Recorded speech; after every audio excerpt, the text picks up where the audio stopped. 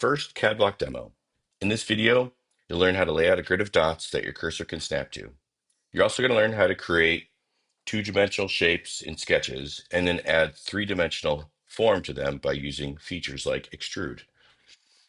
So in this case, we're going to go ahead and get started by going up to the OnShp logo and coming down to where it says create and create a new document.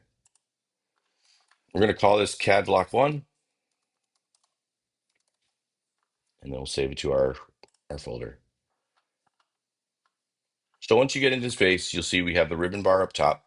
The ribbon bar is going to have all your features when you're in 3D mode, and it'll have all your sketch tools when you're in 2D sketch mode. On the left-hand side, we have the design tree. As you add more sketches and features to your document, they're going to stack up here, giving you kind of a history of everything you've done.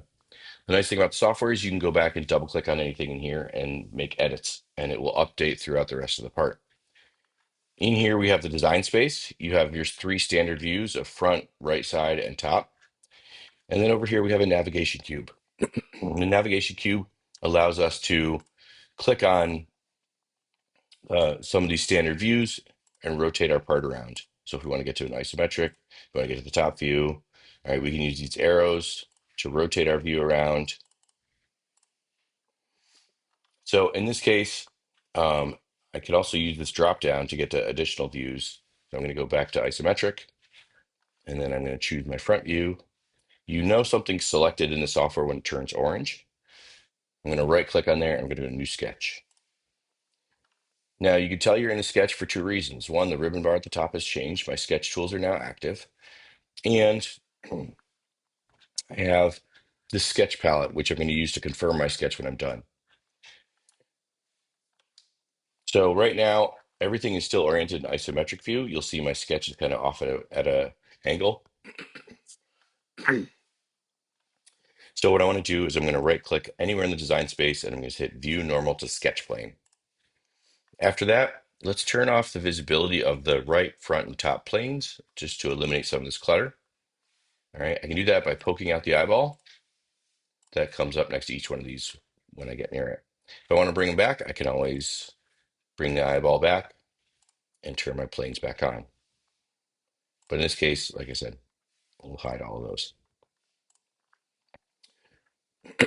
So in my sketch, the first thing I want to do is on my origin point, I want to go up to my point tool and I want to create a new point. I can't select the origin point, so I have to make a point that's on the origin. So now that I've made my point, I'm going to get out of that tool. I can either hit escape on my keyboard, I can just come back up here and click off it. I'm going to select that point by clicking on it. You'll notice it's orange, so now we know it's selected. And then I'm going to go up here to my linear sketch pattern.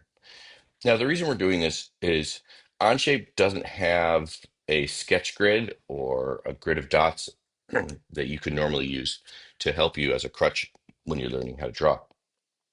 So that's what we're doing is we're creating our own sketch grid.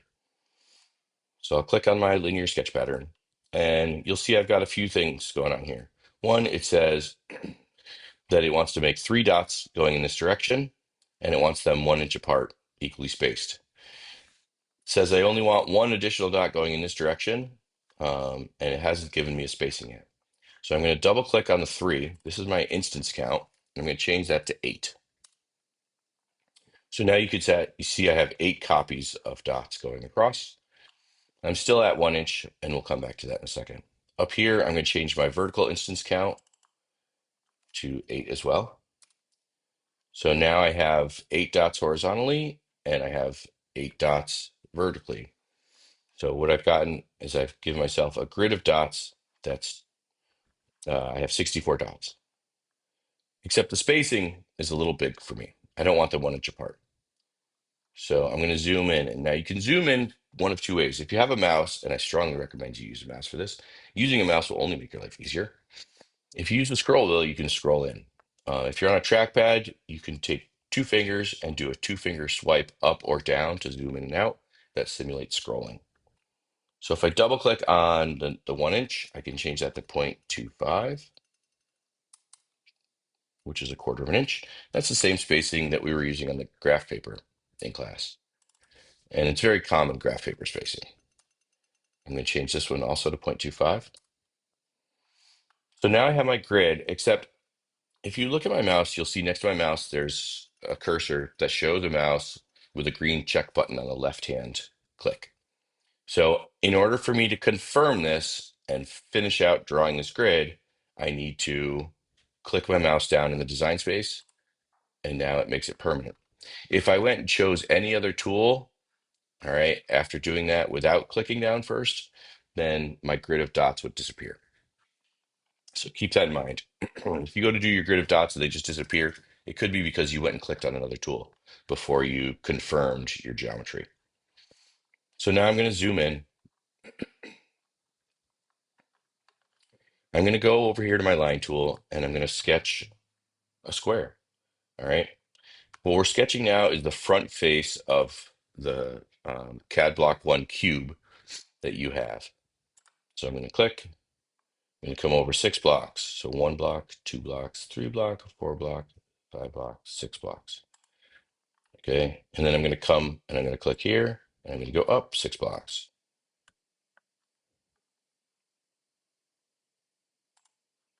I'm going to do the same thing here again, all the way back to the start and then down. Now, when I click this last point, it's going to shade in the box. That shading is very important. That means I've gone from individual lines to a shape, a two-dimensional shape. Once I have a closed two-dimensional shape, and it doesn't have to necessarily be a square, it could be any two-dimensional shape, whether it's geometric or organic in nature.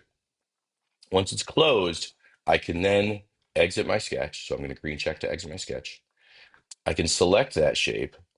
And when you select, make sure you click on a part of the square. Try not to click on one of the points. All right, so I'm going to click on the square. You'll notice my whole square highlighted, turned orange. So that means it's selected. I can now take that, and you'll notice when I'm outside the sketch, I have all these different tools. These are 3D tools for creating a form out of that 2D shape. All right. Now, in CAD, we often call these features. So we have a sketch, which is a 2D shape, and then we have a feature, which gives it a 3D form. So for this feature, I'm going to use the extrude feature, and I'm going to click on that. And if you look, it wants to extrude out this way. I want it to extrude back, so I'm going to change my extrusion direction by clicking on this little arrow. You'll see that flips my extrusion direction back and forth. All right, I want it to go back away from the grid. I'm going to set the depth to 1.5 inches. Incidentally, each of these is 1/4 of an inch in gap for the block spacing. So this is 1/4, 2/4, 3/4, 4/4. 4/4 is $1. So 4/4 in this case is 1 inch. And then an additional 1 2/4. All right. If you had 2/4, you'd have 50 cents or half a dollar. So I've got 1.5 inches. All right. So this square is 1.5 by 1.5. And so what I want to do is I want to set the depth to make it 1.5 inches as well. And that gives me a resulting cube. All right, so I'm going to green check. Now you'll notice I'm able to click and drag this around, right, and rotate it. I'm using the right click on my mouse to do this. All right. If I left click, it just gives me a selection window. If I right click with my mouse, I can drag it around. But what if I don't have a mouse? All right, that's kind of hard to do. All right, with a trackpad, well, you can click on the right-hand side of your trackpad on a PC, and I believe you could do the same thing if you click on the right-hand side of your trackpad and use another finger to drag back and forth. But if not, you can always come up here and you can go to the isometric view, all right, and you can use the navigation cube to rotate it around to get to where you need to get to. Is it as nice as having the ability to manipulate it with a mouse? No, definitely. As I mentioned earlier, having a mouse is a huge advantage in this. All right. Being able to scroll in and out with the scroll on the mouse is awesome. And then if you use the mouse as a button and click down and drag, you can actually drag the cube around in the space. So there are some serious advantages to having the mouse. Now, after I made my extrude and I turn this into a cube, you'll notice my grid of dots is gone. Well, why is that? Well, after you make a feature or a 3D form out of a 2D sketch, all right, it will often just automatically hide it. But you'll see it over here in my design tree. So if I want it to show, I can click the eyeball next to it, and now that sketch is visible again. All right, and that's important because we're going to use that sketch grid again to do our next sketch. All right, now I don't want to do another sketch inside of sketch one. I want a new sketch because this time, instead of adding material, I'm going to subtract some material from this. So I'm going to right click here and I'm going to go to new sketch. Okay, the reason I right click is I have to have a surface or a plane that I'm working off of. In this case, I'm working off of um, this front surface of the cube.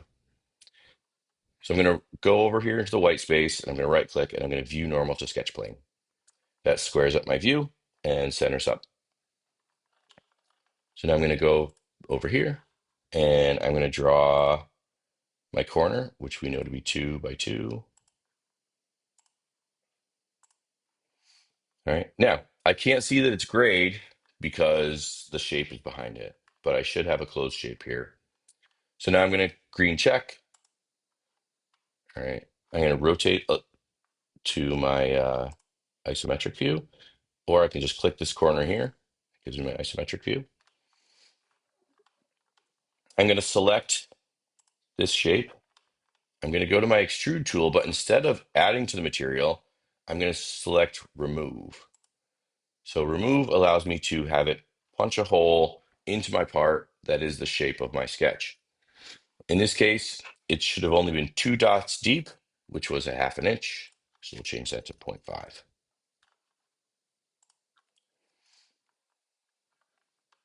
And then I'm going to green check. And what I have now is I have that notch in the upper corner. But I'm still missing some geometry, so there's one more sketch for me to do on this. I'm going to right click on that same surface again, and I'm going to create a new sketch. Right click in the white space and view normal. And I need to put the rectangular notch in the bottom.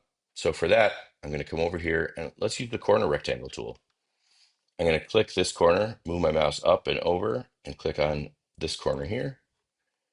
All right, because we know this to be 2 dots wide by 1 dot tall, which is 1/2 inch by 1/4 inch. I'll green check, select. Now I'm trying to select that rectangle, but I can't. Why?